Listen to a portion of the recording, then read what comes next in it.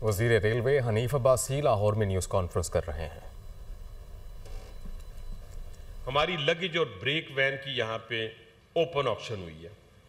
अल्हम्दुलिल्लाह उस लगेज और ब्रेक वैन की ओपन ऑक्शन की वजह से 1 बिलियन पर ईयर हम ज़्यादा लेंगे इस फाइनेंशियल ईयर में।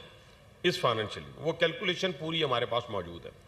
इसके बाद कार्गो एक्सप्रेस, जो कार्गो एक्सप्रेस है उसका बेंचमार्क हमने 3.60-65 से उठा के 6 लाख रुपया रखा और उसकी बदौलत हम 3.5 बिलियन इंक्रीज करने जाएं। ये 4.5 बिलियन जैसे कहते हैं ऐसे बंदा कपड़े उठाए तो 4.5 बिलियन ये सारे अवार्ड हो गए हैं। ये वो नहीं है कि हमने सोच रहे हैं अभी इस तरह करेंगे तो 5 अरब रुपया आएगा।